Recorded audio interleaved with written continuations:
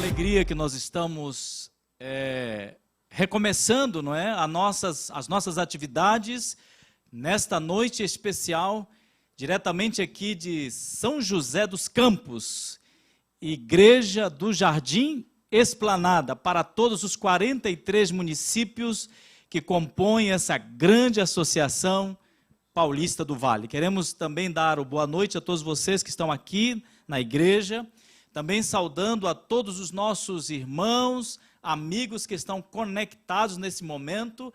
Eu pude ver ali há pouco algumas pessoas que estão conectadas desde Curitiba, Rio Grande do Sul também, Belém do Pará, alguns colegas do Hospital Adventista de Belém e também algumas famílias do estado do Amapá, em Macapá. Queremos aqui também nessa noite parabenizar a nossa empresária Andressa Guimarães, que ontem, após a mensagem daquela noite, enviou aí as suas felicitações, dizendo que tomou a decisão pelo santo batismo ainda neste ano. Então, louvado seja Deus, porque essas mensagens estão alcançando corações aqui nesta associação, aqui em São Paulo e também em todo o Brasil. Graças a Deus que você está aí nesse momento conectado, e eu ousaria dizer mais uma vez que se você pegar agora aí o seu equipamento eletrônico, aí o seu computador, o seu tablet, o seu celular, e começar a compartilhar o link da nossa live, você está fazendo um grande trabalho missionário.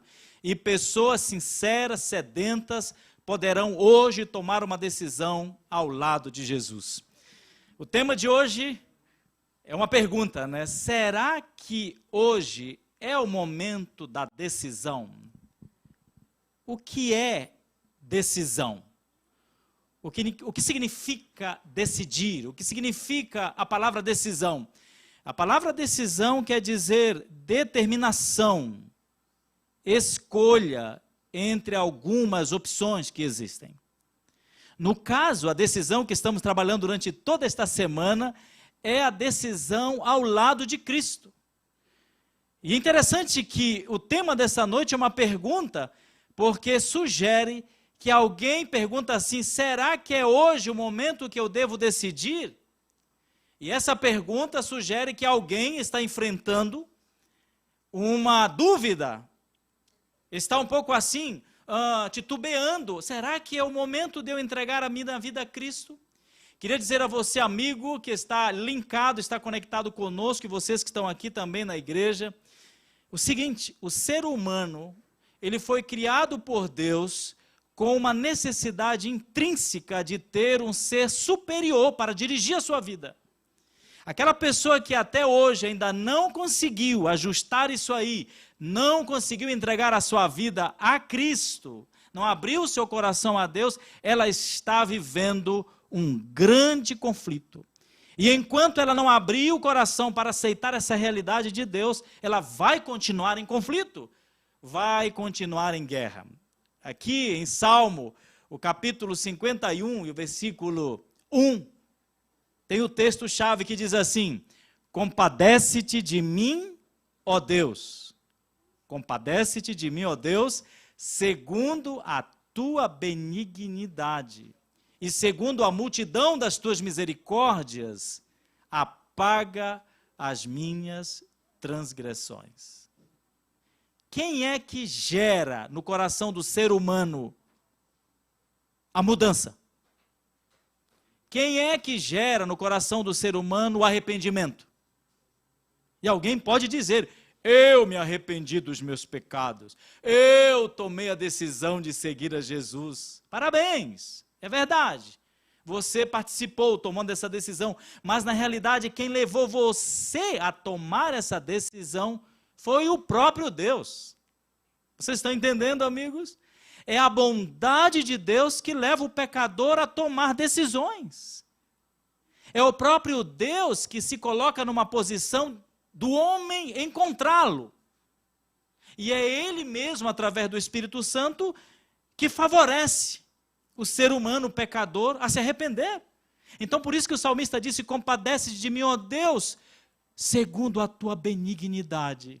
e segundo a multidão das tuas misericórdias, apaga as minhas transgressões.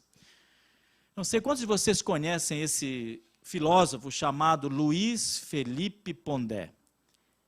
Este homem foi ateu por muitos anos. Mas ele tomou a decisão de ser um cristão. Olha aí.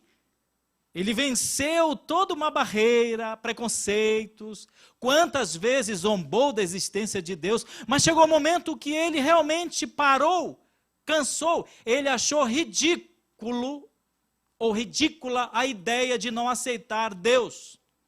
Eu falei que aquela pessoa que não aceita Deus na sua vida vai viver um eterno conflito até se encontrar com Deus. E Luiz Felipe Pondé chegou o momento. Ele é um professor aqui em São Paulo da FAAP e da PUC. E eu trouxe aqui a sua foto e também algumas frases interessantes. Como pode um ateu, chega um momento da sua vida que abre o coração à realidade eterna e começa agora a procurar a este Deus que antes dizia não existir. E olha o que ele colocou aqui, espero que você possa também ler. Diz assim: não há problema nenhum em não acreditar em Deus. O problema é que quem deixa de acreditar em Deus, começa a acreditar em qualquer outra bobagem. Olha que coisa mais importante, não é? Que frase interessante e profunda.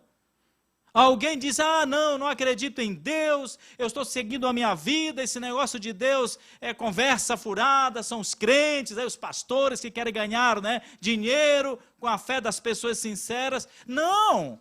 A realidade de Deus é uma realidade certa, eterna.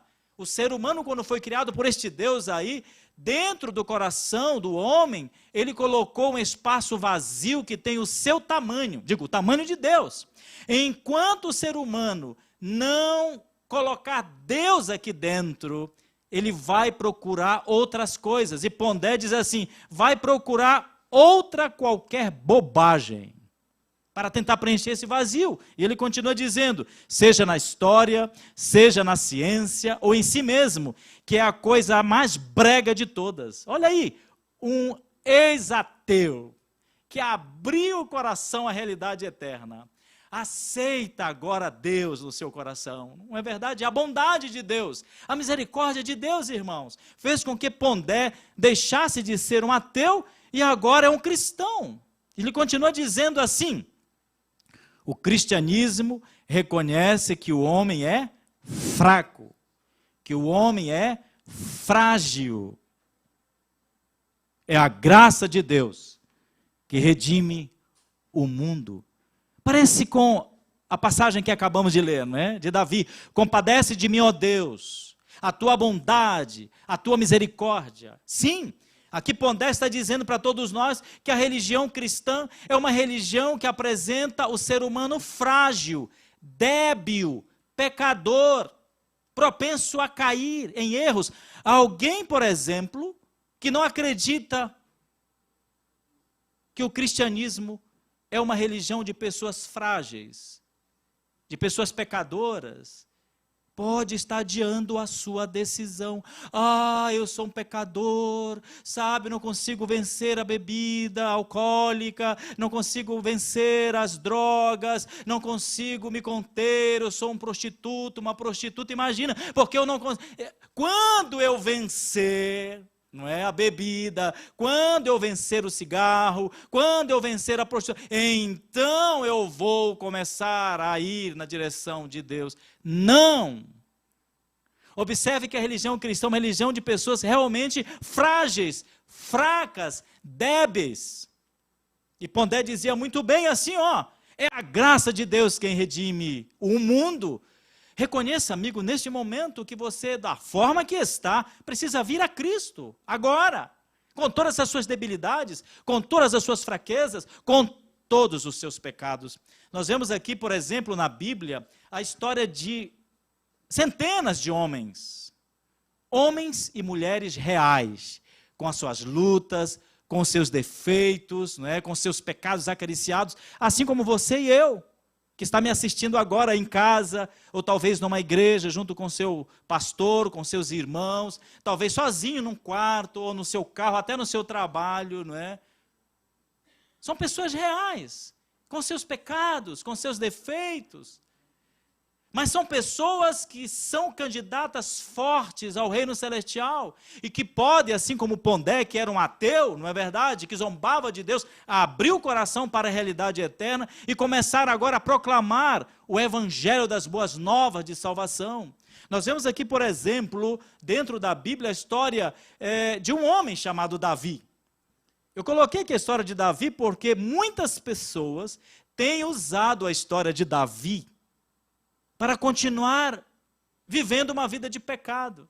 Eu conheci um homem que se dizia cristão, apenas nominal. E todas as vezes que ele queria se desculpar dos seus erros, ele apresentava a história de Davi. Dizia, Davi foi um homem que teve várias mulheres, como ele se deleitava nessa história. Ele pegava esta parte da história de Davi. E realmente Davi foi alguém que cometeu muitos erros, falhas, ele não era uma pessoa perfeita. E nós sabemos que Davi não permaneceu se desculpando em seus erros, para não tomar uma decisão de romper com o pecado. Ele realmente, logo depois de se encontrar com Deus, de confessar os seus pecados, ele foi reconhecido como um homem segundo o coração de Deus, né? A Bíblia mesmo apresenta lá, em 1 Samuel, capítulo 13, onde nós lemos assim, que Davi foi um homem segundo o coração de Deus. E eu pergunto, como uma pessoa tão defeituosa, tão pecadora, tão cheia de pecados acariciados, passa a ser um homem segundo o coração de Deus? Vocês que estão nos visitando esta noite, né, podem estar pensando comigo, como pode um homem desta natureza, e vocês já viram falar de Davi. Não precisa a gente agora abrir aqui a bibliografia de Davi para dizer que realmente ele era um homem cheio de pecados, de defeitos, de fragilidades. Mas a Bíblia o coloca numa posição de um homem segundo o coração de Deus. Sabe por quê? Porque na fragilidade, no pecado, ele recorre a Deus. E ele sabe o caminho certo para vencer os seus pecados, as suas debilidades. E mais adiante, já arrependido, transformado, mudado, convertido, ele é conhecido como homem segundo o coração de Deus. Sabe por quê? Ele é reconhecido na Bíblia como homem segundo o coração de Deus, porque ele decidiu romper com o pecado. Veja aqui uma oração que Davi fez, ali no Salmo 51, 10-13, mostrando como ele venceu o pecado, como ele rompeu o pecado, como ele abriu o coração para a realidade eterna e começou uma nova realidade na sua vida terrenal. Começa assim: cria em mim, ó Deus, um coração puro.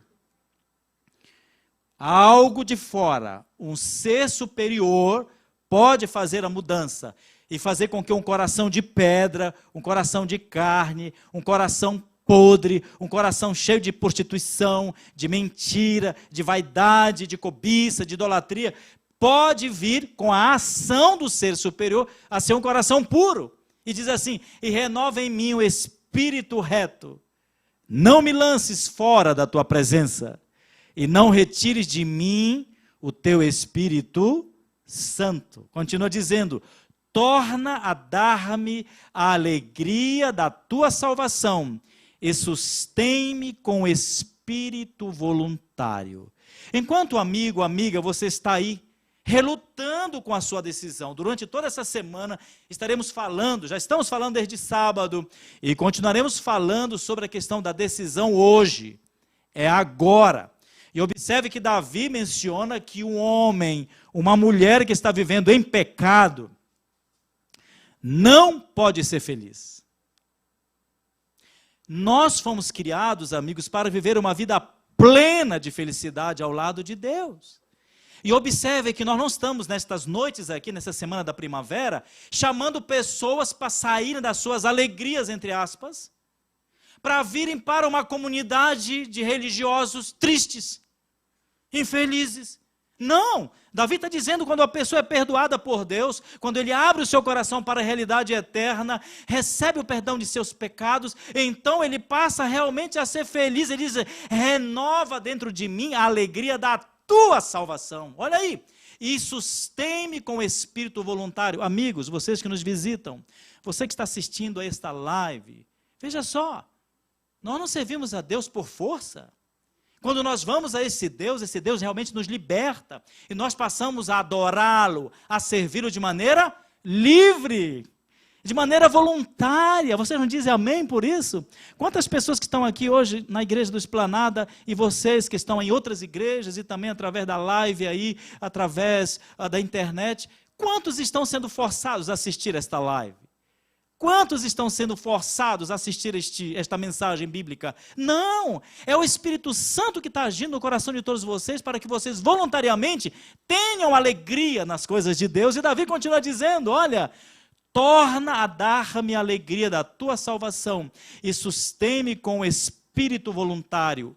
Então, entende? Então, uma pessoa que recebe o perdão de Deus, o Espírito Santo trabalha dando a alegria verdadeira a esta pessoa, sustém essa pessoa com o espírito voluntário. Sabe qual é o primeiro passo que essa pessoa dá após isto? É realmente sair e começar a pregar a outras pessoas. Neste momento, pegar o celular, pegar o seu tablet e começar a compartilhar o link, para dizer assim aos transgressores: os teus caminhos e os pecadores a ti se converterão. Que coisa linda! Uma pessoa que abre o coração, toma uma decisão de seguir a Deus de perto, recebe o perdão de seus pecados, a alegria verdadeira volta a esta pessoa. Olha só. Eu tenho um cunhado, claro, o irmão da minha esposa que está sentado aqui. Um dia, eu estava visitando a casa do meu sogro, e o meu cunhado ainda era solteiro. Ele chegou comigo e disse assim: Aquino, tu pode me levar no estádio aqui da cidade, onde vão estar cantando aí cantores famosos, de uma dupla sertaneja famosa no Brasil. Eu não quero que o meu carro fique lá. Você vai, me leva e traz o carro de volta para a casa do papai? Eu disse: eu te levo. 11h30 da noite, ele parte para o show, amigos. E na metade do caminho me apresenta os ingressos, dizendo: olha, eu tenho aqui 3 ingressos. Um para mim, um para minha namorada, e eu queria te dar esse. Tu não queres ficar aqui e assistir com a gente esse show? É música sertaneja. O estádio vai estar lotado. Eu disse: ô meu cunhado, a minha praia é outra. Falei: eu não assisto isso não. Ah, rapaz, Aquino, vocês são pessoas tão, como se diz assim, presas. Vocês não têm liberdade. Eu vejo como é que vocês ficam ali dormindo cedo, não saem para lugar nenhum. Por que você não fica comigo? Ele disse assim, eu que não quero viver preso assim. Eu disse: ô meu cunhado, um dia você vai entender isso, né? A minha praia é outra, eu falei para ele. E eu voltei no carro dele para casa, a casa do pai, né? Eu estava ali de férias. Amigos, eu dormi. Eu que sou preso, né? Que não tenho liberdade, fui para casa dormir cedo. Enquanto meu cunhado ficou lá no show. Às 5 da manhã, alguém batia na porta e tocava a campainha. E como o nosso quarto era o primeiro, logo da porta de entrada, eu escutei, e eu abri a janela para ver quem estava lá. Era o meu cunhado, sem camisa, sabe, com tênis, com um par de tênis assim na mão, e ele dizendo: abre essa porra, por favor, sabe, muito bêbado. Paz, meus amigos, ele entrou e foi direto para o banheiro, vomitar, e depois ele sentou na patente. E quando eu fui na patente, ele estava dormindo e ao mesmo tempo fazendo as suas necessidades. E quando ele me olhou, mesmo bêbado, eu disse para ele: meu cunhado, esta é a tua liberdade? Falei assim para ele. Livre sou eu, que dormi a noite toda, e estou agora acordando recuperado para mais um dia de atividades. Livre sou eu, que não preciso de cigarro para ser feliz. Não preciso de cerveja para ser feliz. Não preciso de shows de cantores sertanejos de outro para ser feliz. Eu sou feliz porque a alegria da salvação está aqui dentro, porque eu sirvo ao meu Deus verdadeiro. Esta é a tua liberdade. Quando realmente nós somos livres, porque Deus nos dá a liberdade e nos dá a alegria da salvação. E veja, nos dá ainda a possibilidade de compartilharmos com os transgressores a palavra de Deus. E diz assim, com o nosso testemunho, os transgressores realmente virão ao caminho da verdade. Nós podemos aqui aprender algumas coisas com a atitude de Davi, que nos ajudarão a tomarmos decisões corretas ao lado de Deus. E a primeira aqui é a questão da confiança. Você sabe que Davi aprendeu a confiar em Deus desde a tenra idade, né? Desde pequeno. Quando ele cuidava das ovelhas de seu pai, ele tinha confiança em Deus tão grande, que Deus o ajudaria a destruir, né? A matar, inclusive, feras que queriam destruir as suas ovelhinhas, não é verdade? E quando ele vai diante daquele gigante chamado Golias, que estava zombando de Deus, que estava ameaçando o povo de Deus, ele novamente se arma dessa confiança. Eu quero dizer a vocês que a confiança, ela não acontece assim na nossa vida. A confiança em alguém, não é? A confiança no seu cônjuge, a confiança no seu esposo, na sua esposa, no seu patrão, enfim, nos relacionamentos, ela é conquistada. Né? E para você ter confiança em alguém e ser uma pessoa confiável, você precisa de reciprocidade, de companheirismo. Então Davi, ele tinha essa confiança em Deus porque ele conhecia Deus, ele andava com Deus. E quando ele vai diante de Saul e também diante do gigante Golias, apresenta que confiava em Deus e realmente ele destrói, ele derruba o gigante Golias. Então, é interessante você começar a desenvolver uma confiança em Deus, de que Deus é capaz de resolver o seu problema das drogas. Eu confio. Eu sei que Deus tem o poder para isso. Que Deus é capaz de resolver o seu problema conjugal. É possível que esteja falando nessa noite para alguém que está aí à beira da separação, do divórcio. A confiança em Deus pode gerar dentro de você, sim, a consciência de você tomar uma decisão de permanecer com seu esposo, de permanecer com a sua esposa, de dar uma segunda chance, não é? De mudar algumas atitudes dentro de casa, e esse Deus com certeza te ajudará. Então a confiança de Davi o levou a tomar decisões corretas ao lado desse Deus. Uma outra coisa interessante que nós aprendemos de Davi foi a questão do reconhecimento de suas debilidades e fracassos.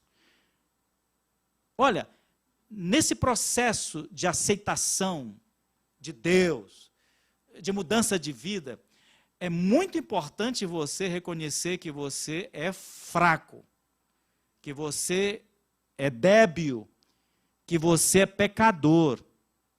E aí surge a necessidade de você buscar a intervenção de um ser superior.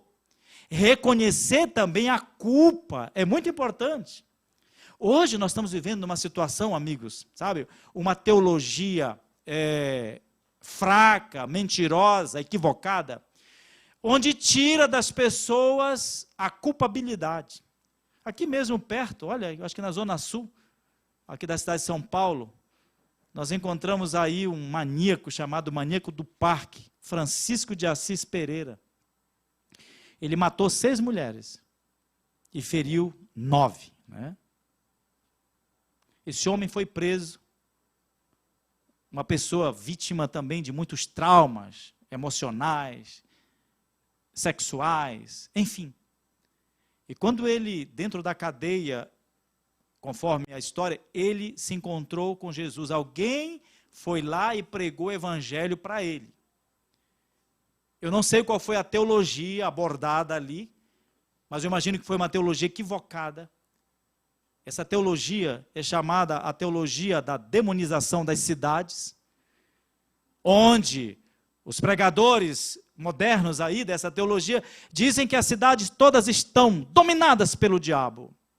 E as pessoas estão fazendo todas os seus pecados, né, cometendo crimes, violência, porque estão cheias do demônio.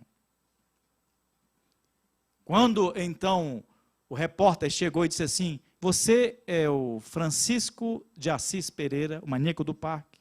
Ele disse sim. Você agora é um converso? Você é cristão? Sim. O que você me diz das 6 mulheres que você matou no parque e das 9 que você feriu? Ele disse: eu não sinto nada, porque eu realmente não as matei. Assim, não fui eu quem as matou, foi o diabo que estava em mim. Nesse momento, Francisco de Assis Pereira, ele está retirando dele a culpabilidade do pecado. Quer dizer, eu não tenho culpa. Quem tem culpa é Satanás que estava em mim. Não! O cristianismo é uma religião que realmente ele vê o homem como um pecador, como um débil, como alguém fraco que necessita de um ser superior, mas que necessita reconhecer o seu erro. Eu sou culpado. Eu realmente mereço a morte. Só que Jesus Cristo tomou o meu lugar. Então, quando há essa capacidade, essa consciência de que você realmente é o culpável, então aí começa o processo da libertação. O processo da vitória. Eu sinto a necessidade de um Salvador, de um Jesus Cristo, de um Redentor. Meu amigo, você que está aqui essa noite, você que está assistindo aí em casa ou na sua igreja, é necessário sim dizer: eu sou culpado, eu cometi esse erro. Realmente eu preciso mudar, mas não consigo. Assim como o maníaco do parque não conseguia. Ele já estava doente psicologicamente, um maníaco. Mas imagine se ele tivesse, em algum momento, se encontrado verdadeiramente com Jesus e entregado toda essa enfermidade, todas as suas debilidades nas mãos do Senhor. Quem sabe, naquela oportunidade, teria sido salvo e evitaria uma série de crimes. Sim, nós aprendemos com Davi, lá naquela oração, diz assim: eu sou pecador, eu fui nascido em pecado, ou nascido em pecado me concebeu minha mãe. Tem compaixão de mim, ó Deus Todo-Poderoso. Uma outra coisa, Davi nunca buscou desculpas para os seus erros. Em nenhum momento Davi, ele se colocou acima daquela visão de Deus do que é bom e do que é mal. Olha, amigos, adultério é adultério em qualquer fase da sua vida. Roubo é roubo em qualquer fase da sua vida. Mentir é mentir em qualquer fase da sua vida. Então, nunca Davi se colocou: não, e tal, eu estava numa situação, aquela mulher que me tentou. Não. Nenhum pecado o ser humano comete assim, sabe? Eu fui para este crime, eu cometi este erro porque eu estava cego. Mesmo o homem, antes de ter um encontro presencial, podemos dizer assim, com Deus, ele já tem dentro do seu ser a percepção do que é certo e do que é errado, mas ele não consegue vencer por si mesmo. Ele necessita da intervenção de um ser superior. Uma outra coisa interessante, Davi não fugiu de Deus. Ele foi na busca de Deus. Na busca de Deus para realmente acalmar de maneira correta a sua consciência. Quando o homem e a mulher não buscam a Deus para resolver o seu problema do pecado, não tomam a decisão de permitir que Deus dirija a sua vida, ele vai buscar outras formas de acalmar a consciência. Aí às vezes é numa mesa de bar, né? Tomando todas, às vezes é indo para a prostituição, sim ou não? Às vezes é indo para a pornografia, às vezes é buscando alguma coisa que possa acalmar a sua consciência. As pessoas hoje estão bebendo, estão fumando, com uma forma de fuga. Hoje, nesta noite, estamos dizendo que você pode fugir sim, mas na direção de Deus, que é o único que pode acalmar a sua consciência. Davi também apresentou algo interessante, não entrou em desespero. Ele procurou, sabe, a Deus. Hoje, muitas pessoas estão procurando tranquilizantes, drogas, não é? Diversões, para acalmar uma consciência realmente intranquila, uma consciência cauterizada pelo pecado. E nessa noite nós estamos falando que a decisão você pode tomar agora, abrir o coração a Jesus, deixar que realmente Ele entre na sua vida e começar uma nova vida, uma nova perspectiva de futuro e também de presente ao lado de Jesus. Eu quero ir concluindo esta mensagem e vá se preparando porque eu vou fazer um apelo para você. Os que estão aqui esta noite, os que estão em casa, os que estão na igreja, que estão assistindo através aí da live. Eu imagino que existe aí o WhatsApp, aí embaixo na sua tela, onde você pode começar a escrever, mandar aí um texto dizendo: eu quero abrir o meu coração hoje para que Jesus entre, eu preciso de uma oração forte na minha vida, para que o Senhor me liberte da droga, da prostituição, do vício. Eu quero que o Senhor também ore, a fim de que eu possa ser curado. Você sabe que 90% das enfermidades que a população da terra está sofrendo, começa na mente. Problemas aqui, ó. E Deus nessa noite quer que você apenas abra um pouquinho do seu coração, que a chave está por dentro, e Ele começará a fazer as mudanças necessárias para a sua vitória, para a sua libertação. Existe uma maneira de nós realmente rompermos com o sistema humano de satisfação da carne, que bloqueia a mente humana para não decidir por Cristo. Eu apresento para vocês aqui um texto bíblico que está em Romanos, você que está com a sua Bíblia aí, ou no seu celular, Romanos, no capítulo 12, versículos 1 e 2. Observe aqui esse texto, diz assim: rogo-vos, pois, irmãos, pela compaixão de Deus, que apresenteis os vossos corpos em sacrifício, o quê? Me ajude aí, irmãos. Vivo, o que mais? Santo e agradável a Deus, que é o vosso culto racional. Mais uma vez, o apóstolo, ele chama a atenção dos seus leitores de que a conversão é resultado da compaixão de Deus. É a bondade de Deus que nos leva ao arrependimento. E mais embaixo ele apresenta que a decisão por Deus também é uma ação, é um processo cognitivo, racional. Amigos, já estamos finalizando aqui, eu preciso que você fique agora atento a essa parte final. Estamos chegando ao final, mas preste atenção. A decisão que você precisa tomar ao lado de Deus não é simplesmente um estado emocional. Eu estou sentindo agora algo diferente, estou suando, estou com calafrios, eu acho que eu vou entregar a vida a Jesus, é agora a hora. Não! A entrega a Deus da sua vida também é um ato cognitivo, é um ato racional, a mente trabalhando. Vocês estão me entendendo aqui esta noite, as pessoas que nos visitam aqui? Não é simplesmente uma emoção. Eu não estou sentindo hoje nada. Essa mensagem parece que não está tocando no meu coração. Não tem nada a ver com isso. A decisão por Cristo é uma decisão racional. Aqui o apóstolo está dizendo que é o vosso culto racional. A mente está sendo usada. Você precisa usar as suas faculdades mentais. E continua dizendo assim: e não sede conformados com este mundo, mas sede transformados pela renovação do vosso entendimento, para que experimenteis qual seja a boa, agradável e perfeita vontade de Deus. Que maravilha! A mente precisa entrar em ação agora. Decidir por Cristo também é um ato cognitivo, racional. É a mente trabalhando.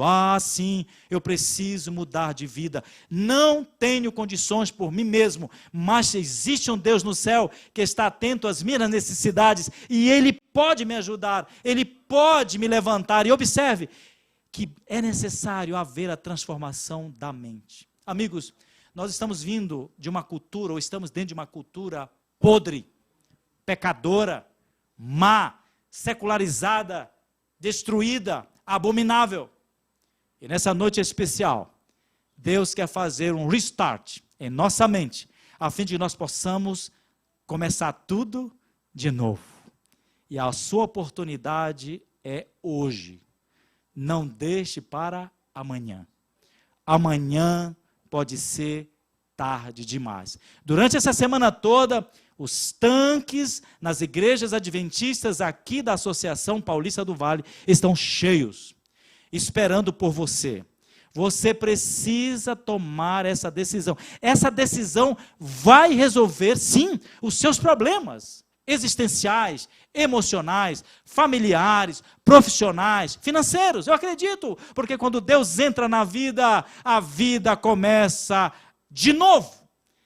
Novas perspectivas, novos desejos, novos anseios, novas vontades, novas percepções. E nesse momento, eu quero orar com todos vocês. Mande a mensagem pelo WhatsApp. Alguém vai visitar você. Alguém vai entrar em contato com você. Hoje é o dia que você pode sim tomar a decisão ao lado de Jesus. Abra o seu coração. Abra a sua mente e comece a viver uma nova vida ao lado de Jesus Cristo. Eu quero orar nesse momento com você. Feche os seus olhos. Entregue o seu coração a Cristo. Escute essa oração que será cantada e abra o seu coração para que Jesus entre. Quando você ora, Jesus entra.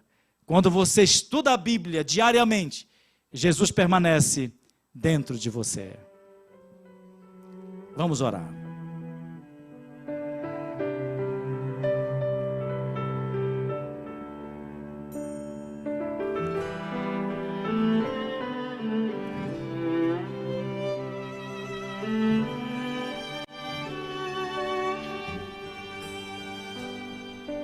Hoje é o dia da tua salvação. É hoje,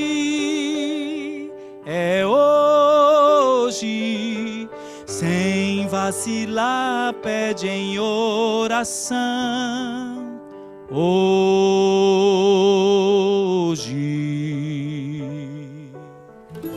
Cristo te ouve, está perto, se errante estás. Hoje é o dia da tua salvação. Deixa Cristo te salvar.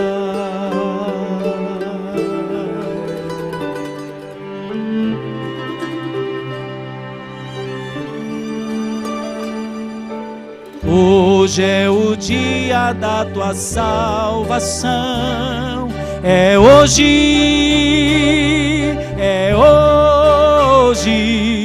sem vacilar, pede em oração. Hoje,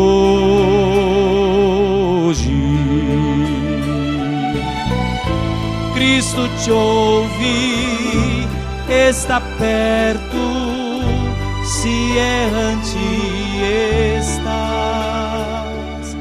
Hoje é o dia da tua salvação. Deixa Cristo te salvar. Deixa Cristo te salvar. Amém? Louvado seja Deus. Amanhã, às 20 horas, em ponto, com seus familiares, com seus amigos, conectados com a nossa live, proclamando decisão, libertação, salvação. Contamos com todos vocês amanhã, às 20 horas, e que Deus os abençoe. Amém.